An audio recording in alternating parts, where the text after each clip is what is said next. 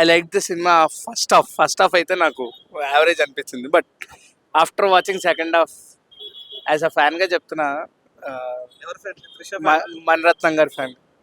ఇప్పటికీ గర్వంగా మణిరత్నం సినిమా అని పెట్టుకుంటా after 2 disasters of Ponniyin Selvan series.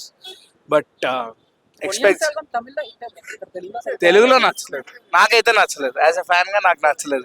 కానీ కానీ ఆల్ మిక్స్ ఫ్రూట్ జ్యూస్ చేశారు అంటే దర్శకత్వం మాత్రమే మణిరత్నం గారిది, కానీ స్టోరీ అయింది కాదు. కాబట్టి ఆయనను జడ్జ్ చేయడానికి నాదంత పెద్ద వయసు కూడా కాదు. కానీ ఐ వాంట్ సే బొంబాయి తీసినా, లేకపోతే గీతాంజలి తీసినా, రోజా తీసినా, ఇలాంటి సినిమాలు తీసిన మణిరత్నం గారేనా అని అనిపించింది.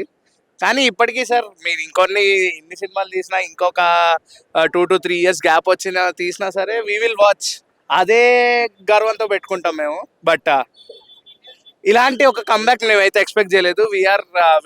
We want to witness great comeback of Mani Ratnam గారు అండ్ ఏఆర్ రెహమాన్ గారు. ఏఆర్ రెహమాన్ గారి బ్యాక్గ్రౌండ్ స్కోర్ కూడా అంతేమనిపించలేదు honestly. But only for Kamal Haasan గారు అండ్ సింబు అండ్ ఆ క్రాస్ ఓవర్ ఒకటి ఉంది, like get together of Vinnaithaandi Varuvaayaa. Never expected, అసలు నేనైతే ఎక్స్పెక్ట్ చేయలేదు. వై బికాస్ చాలా ఏళ్ళ తర్వాత అనుకుంటా ఆఫ్టర్ మళ్ళీ ఇద్దరిని ఒకటే ఫ్రేమ్లో చూసి ఈ గెట్ టుగెదర్ ఏంటో ఇక్కడ వచ్చిందని అనిపించింది. బట్ ఓన్లీ స్క్రీన్స్లో, పెద్ద స్క్రీన్స్లో. బట్ ఆనెస్ట్లీ కమల్ హాసన్ గారి కోసం, సింబు గారి కోసం అయితే ఈ సినిమా చూడొచ్చు. పర్ఫార్మెన్సెస్ అండ్ క్యారెక్టర్స్ చాలా మంది ఉన్నారు. కమల్ హాసన్ గారు జడ్జ్ చేసే అంత పెద్దోడిని కాదు నేను. ఆయన పర్ఫార్మెన్స్ ఎప్పటికీ ఆల్వేస్ నెంబర్ 1 థింగ్ అది. అండ్ సింబు గారు అలాగే పోటీ పడి చేశారు కాబట్టి నాకు నచ్చింది. అండ్ లాస్ట్ సీక్వెన్స్ లో కూడా సింబు గారిని కమల్ హాసన్ గారు కొడుతున్నప్పుడు సీన్స్ కూడా చాలా రియలిస్టిక్ గా తీసుకొచ్చారు. ఎక్కడ ఆ గర్వం అనేది లేదు తమిళ్ వాళ్ళకి. So it's a great appreciable thing. Thank you. Cinema బాగుంది, కమల్ హాసన్ యాక్షన్ బాగుంది. మణిరత్నం మూవీస్ కూడా అంతకుముందు మూవీస్ కూడా ఇది డిఫరెంట్గా ఉంది, బాగుంది.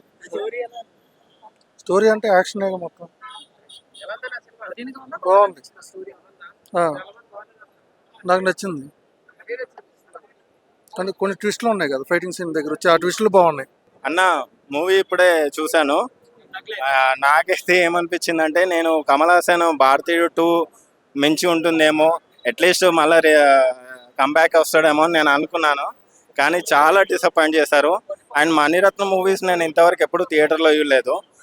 ఒకసారి థియేటర్లో చూద్దాము ఎట్లా ఉంటుందని వచ్చాను. బట్ థియేటర్లో ఏంటంటే మణిరత్నం మూవీస్ మనకు స్లోగా ఉంటాయని తెలుసు, కానీ దీనికి యాక్షన్ సీక్వెన్సెస్ తోడైతే ఎలా ఉంటుందో అని నేను అనుకున్నాను. బట్ అంతే స్లోగా నరేట్ చేశాడు.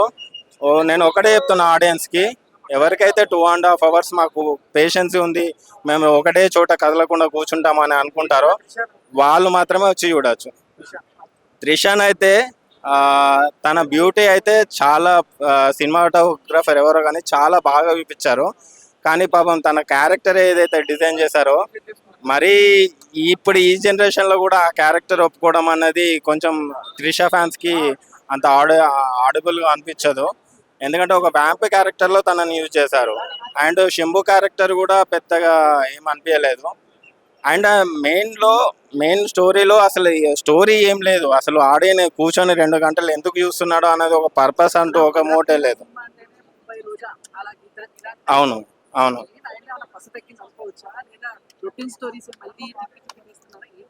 నాకు అదే అర్థం కావట్లేదు భయ్య.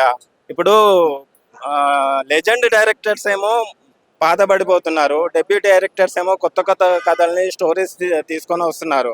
మరి వీళ్ళకి ఎక్కడ స్టోరీస్ వస్తున్నాయి? మనం రీసెంట్గా చూసుకుంటే కోర్ట్ కానీ, బల్గం కానీ, ఇట్లాంటి కొన్ని వెరైటీ స్టోరీస్, అవి కూడా రెగ్యులర్ స్టోరీసే, కానీ స్క్రీన్ ప్లే చాలా కొత్తగా అనిపిస్తుంది. మరి ఇట్లాంటి లెజెండరీ డైరెక్టర్స్, ఎగ్జాంపుల్ శంకర్ తీసుకుంటే భారతీయుడు 2 అయితే అసలు చాలా డిజాస్టర్ అయిపోయింది. ఇప్పుడు మణిరత్నం సారు గేమ్ చేంజర్ కూడా డిజాస్టర్ అయిపోయింది. అండ్ మణిరత్నం సార్ది నేను ఇంతవరకు థియేటర్లో చూడలేదు. చాలా మూవీస్ నేను టీవీలోనే చూసాను. ఫస్ట్ టైం ఒకసారి ఒక్క సీన్ లేదన్న, ఒక్క సీన్ లేదు. యాక్షన్ సీక్వెన్సెస్ నార్మల్గా ఉన్నాయి. అసలు చెప్తున్నా కదా 2 hours ఏదో ఎక్స్పెక్ట్ చేసి వస్తే అసలు ఏం లేదు, జీరో ఉంది. రిటైర్ అనేది లేదు. కాకపోతే మా సజెషన్ ఏంటంటే స్క్రీన్ ప్లే కొంచెం మార్స్తే బెటర్ ఏమో, ఈ జనరేషన్ కి తగ్గట్టు మార్స్తే బెటర్ ఏమో అని అనుకుంటున్నాను. సినిమా అనుకున్నంత లేదండి. యాక్చువల్గా మరో ఇండియన్ 2 అనొచ్చు కమల్ హాసన్, కానీ దానికంటే కొంచెం better story, weak story, brilliant of execution. Mani sir photography కానీ పిక్చరేషన్ కానీ ఎక్సలెంట్, బట్ స్టోరీ వీక్ స్టోరీతో ఏదో చేయాలని చెప్పి చేశారు. But Simbu action excellent and Kamal sir ultimate, చెప్పేది ఉంది. Actually gangster drama story, the gangster drama disputes, so overcome that it's not work out actually. It's not attractive story. So the story weak and the screen presence is excellent. ఒకసారి చూడొచ్చు. Kamal fans it's feast. Kamal fans it's feast. Mani Ratnam sir taking very good, but the weak story. AR Rahman music అంతగా ఎక్కాలేదు, ఆ songs పెద్దగా బాగాలేవు. Heroine Trisha no use actually, character establishment ఏమీ లేదు. Just only one or 2 scenes తప్పించి క్యారెక్టర్ ఎస్టాబ్లిష్మెంట్ ఏమీ లేదు. సో హీరోయిన్కి లేదు, సాంగ్స్ ఎక్సెప్ట్గా లేదు, పిక్చరేషన్ మాత్రం excellent ultimate. So weak story, gangster drama Maniratna స్థాయిలో లేదు. మణిరత్న స్థాయి కొన్నాళ్ళుగా డౌన్ అవుతూ వస్తున్నారు, అదే స్థాయిలో ఉంది ఇది కూడా. ఇది ఒక వీక్, ఒక చేయలేని ప్రయత్నం. ఓకే పర్వాలేదు, పోతూ ఉంటుంది కానీ సినిమా ఎక్కడ మనకు కిక్ ఇచ్చినట్టుగా ఉండదు. ఇక్కడి నుంచైనా బాగుంటుంది, ఇక్కడి నుంచైనా బాగున్నట్టుగా ఉండదు. 2-3 ఫైట్ సీక్వెన్సెస్ బాగున్నాయి. సినిమా పేరు ఏంటారా? తగ్ లైఫ్ కదా, తగ్గింది లైఫ్ లేదు సినిమాలో. ఎందుకు తీసారని క్లారిటీ తెలియట్లేదు. కథ చెప్పాలనుకున్నారా, డ్రామానా ఏంటి అనే క్లారిటీ అయితే నాకు కనిపించలేదు. సో క్యారెక్టర్స్ పెర్ఫార్మెన్సెస్ బాగున్నాయి. ఏమో ఏంటి అని మధ్యలో కమల్ హాసన్ గారు భారతీయుడు అలా వచ్చాడు అనమాట.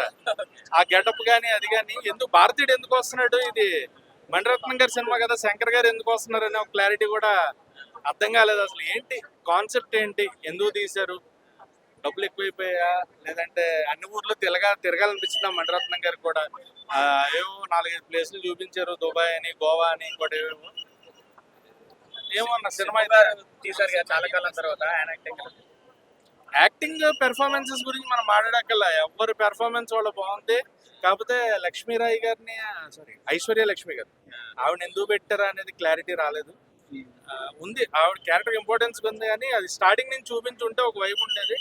క్లైమాక్స్ లో ఒక చిన్న పార్ట్ లాగా పెట్టేశారు. అండ్ పార్ట్ 2 లీడ్స్ ఏం లేవు. సినిమా అయితే యావరేజ్ కూడా కాదు, బిలో యావరేజ్ అన్న. తెలుగు ఆడియన్స్ రీచ్ అవుతుందా? కష్టమే, స్లోగా చాలా స్లో ఉంది. కాకపోతే ఆ స్లో ఉన్నా కూడా ఏదో చెప్పాలనుకుంటున్నారు అన్న కంటెంట్ అనిపించింది. బట్ ఏం చెప్పాలనుకున్నారు అనేది క్లారిటీ రాలేదు. తగ్ లైఫ్ మూవీ చూసాం సినిమా. ఇది ఒక సినిమా కమల్ హాసన్ కెరియర్ లో ఒక బ్లాక్ బస్టర్ అనుకున్నాము. బ్లాక్ బస్టర్ లేకుండా మాక్సిమల్ గా యావరేజ్ లెక్క తీసిన సినిమా. ఇక్కడ శంభు గారు యాక్టింగ్ తీసుకున్నా కూడా, ఆయన యాక్టింగ్ లో ఆల్రెడీ హీరో అయిన అప్పట్లో మన్మధుడు సినిమా ఒక పెద్ద బ్లాక్ బస్టర్ అప్పట్లో. ఇప్పుడు తీసిన సినిమాలో ఈయన ఒక విలన్ లెక్క వేసిన, సినిమాలో ఒక విలన్ లెక్క వేసిన, ఒక హీరో లెక్క వేసిండు.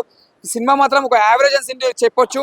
సినిమా మనం ఒక రేంజ్ అనుకున్నాం, ఒక తగ్ లైఫ్ అంటే ఒక డిఫరెంట్ అనుకున్నాం.